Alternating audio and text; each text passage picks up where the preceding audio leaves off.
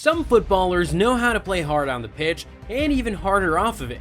From substance abuse and having illicit affairs, to gambling away their life earnings, downing several pints of beer, these footballers had no limits. But who are some of the most notorious addicts football has ever seen? Some men are born great, but George Best was literally the best at whatever he did. He won the Ballon d'Or in 1968. In 2000, Best was ranked 5th on a FIFA list of players of the century, showing how good he really was as a footballer. Best had a stacked trophy cabinet, winning a European Cup trophy and 2 First Division titles, playing his role by helping the Red Devils with close to 200 goals. But old Georgie was doing far more than bagging goals. He was bagging women too. Don't take our word for it, here's what the man himself said.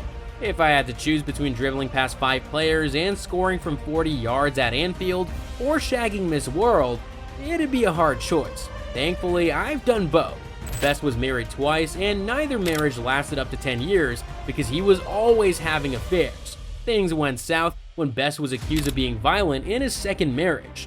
Already a troubled man, Best used alcohol to try to drown his sorrows. Even that got him in trouble, because once he stole money to buy drinks. But that's not even all of it. He actually got sent to prison for 3 months for drunk driving. Best died in 2005 from complications of a liver transplant. All that drinking did his liver bad. As far as addicts go, Best is a big red flag to learn from, but it's not just him.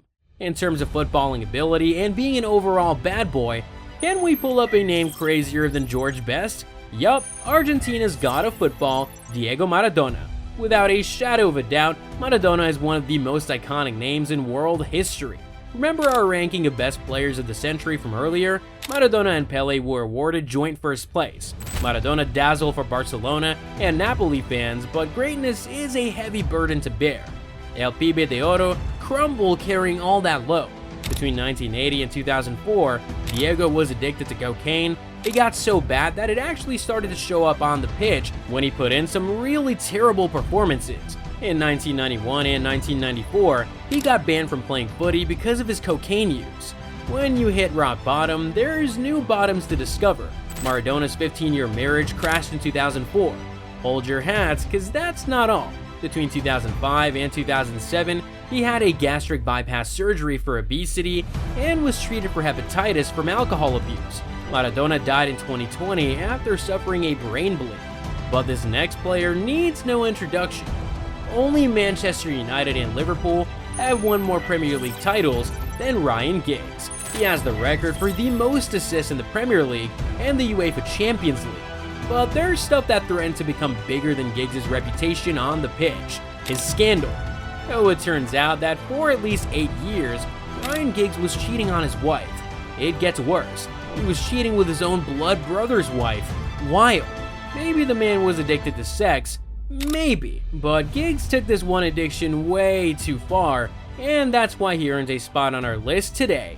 Okay, at this point, we might as well apologize to Manchester United fans watching this video.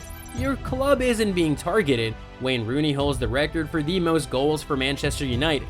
For a period of 8 years, he was England's top goal scorer. But there's one thing Rooney wasn't exactly top at, being a great husband.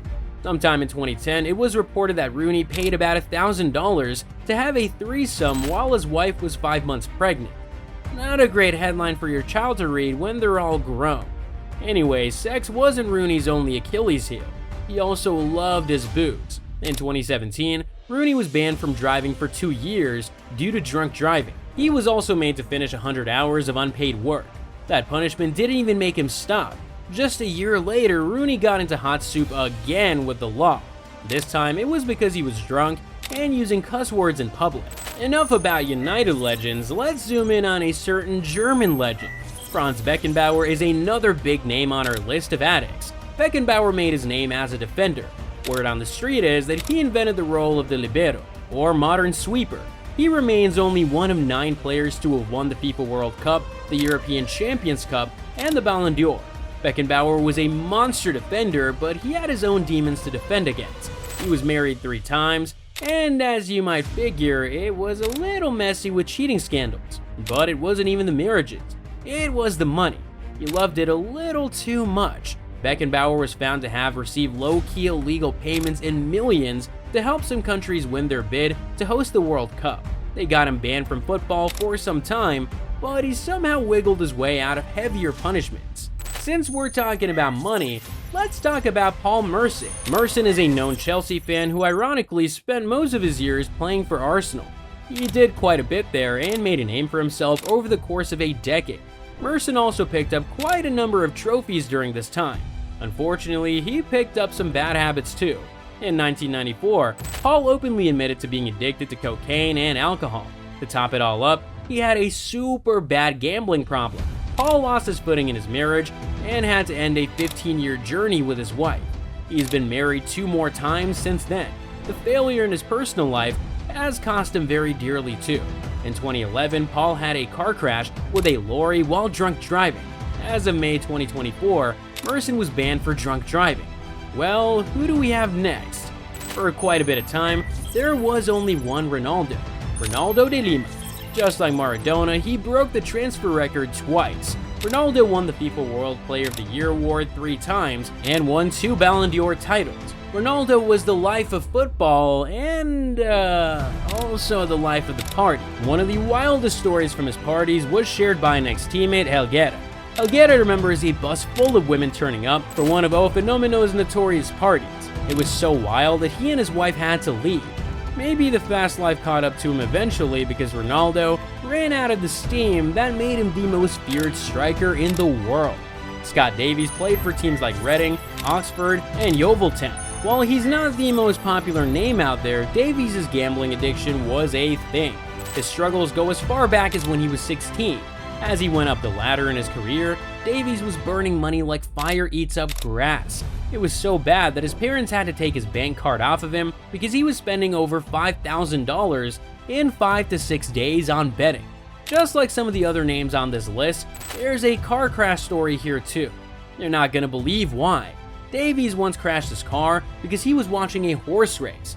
He believes he lost well over £200,000 on betting alone, so he had to get into rehab. Davies' life right now is all about helping other young footballers that are struggling like him. But we ain't done just yet. We have players like Kenny Sansom who drank up to 9 bottles of alcohol a day when he was at his worst. The Arsenal legend recently opened up about his crippling addiction to alcohol and how it nearly killed him. Now 64 years old, the former left-back said that years of boozing, gambling, and neglecting his health left him in a dark place. In 2020, Sansom was hospitalized after he slipped into a coma. He was later diagnosed with Wernicke-Korsakoff syndrome, a medical condition and type of dementia linked with alcohol abuse. Sansom spent 18 weeks on the ward as he learned how to talk, eat, and walk again. Having gone through such an experience, Sansom finally gave up the bottle and has now gone 3 years without a drink. He's also in the business of helping younger people avoid the same mistakes he made. And then there's Chris Armstrong, who is actually the first Premier League player to get banned for using an abused substance after testing positive for cannabis. This happened in 1995.